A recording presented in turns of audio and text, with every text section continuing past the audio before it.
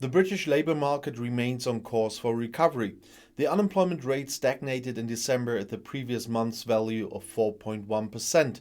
In a quarterly comparison, however, it fell by 0.2 percentage points as the Statistics Office ONS announced on Tuesday in London. Employment continued to rise and the number of vacancies once again hit a record high.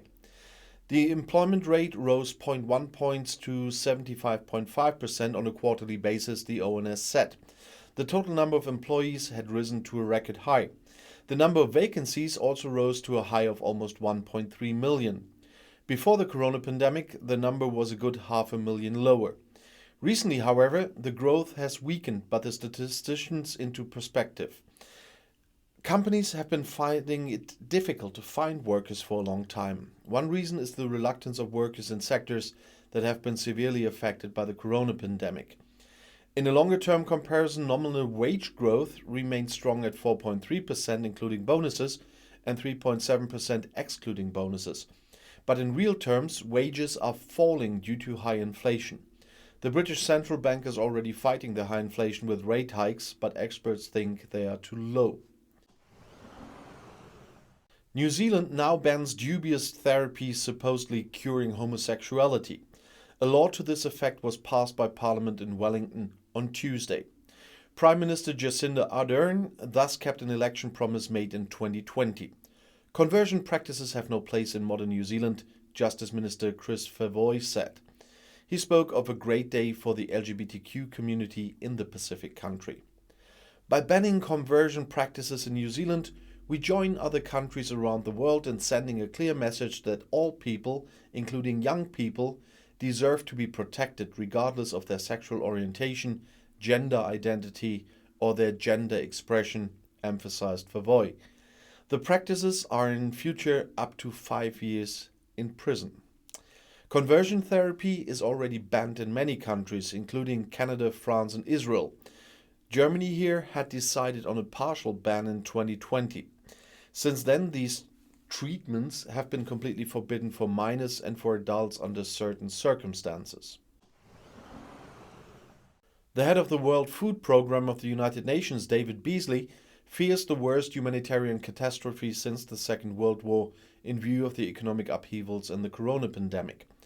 When he took office in April 2017, 80 million people were heading towards starvation, he told the German newspaper Süddeutsche Zeitung in Berlin. 2 years ago, just before the outbreak of the pandemic, the number had already risen to 135 million, with the most important drivers being conflicts and climate change. In the meantime, however, the number has more than doubled again, to more than 285 million. The causes are ongoing economic problems and the interruption of supply chains due to the pandemic. Under the numbers he mentioned, Beasley includes all people who fall into levels 3 to 5 according to the Worldwide Uniform Classification on the International 5-Stage Crisis Scale IPC, that's the Integrated Food Security Phase Classification.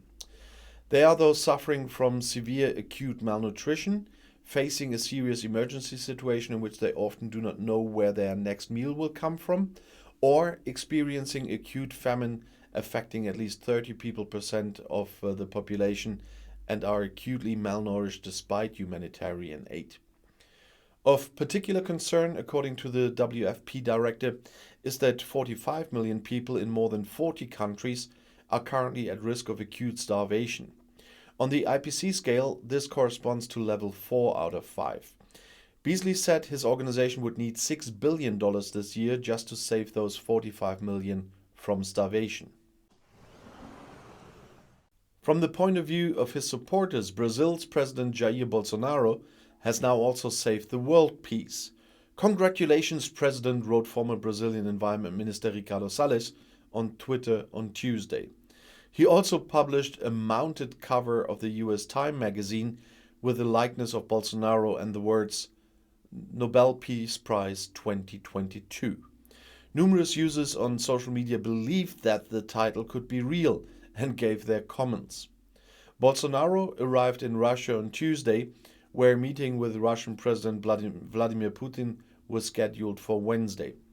With the announcement of a partial troop withdrawal on Tuesday, Russia also gave a sign of easing in the Ukraine crisis. And on Thursday, Bolsonaro wants to meet Hungary's right-wing Prime Minister Viktor Orban in Budapest, so today. The Brazilian president will be accompanied by ministers and business representatives. There was also scheduled to be a meeting between Russian and Brazilian foreign and defense ministers on Wednesday.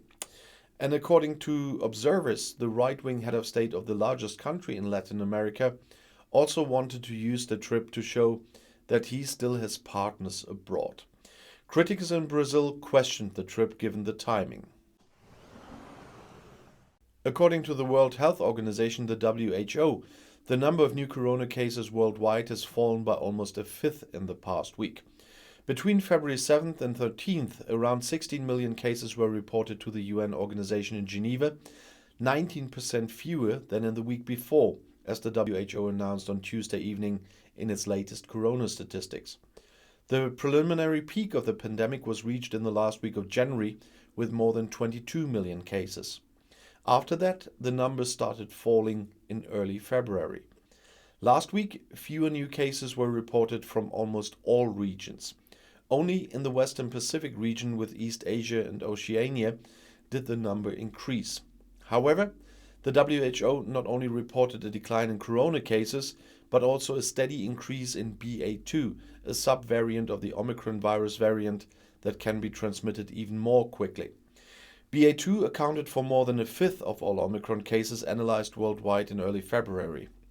BA2 is on the rise in countries with both rising and falling Omicron waves. And here we have him for a second time. Brazilian President Jair Bolsonaro has issued a decree to boost gold mining in the Amazon. A program created in this way is intended to promote the further development of mining methods, especially in the Amazon region, according to a publication in the government's official gazette.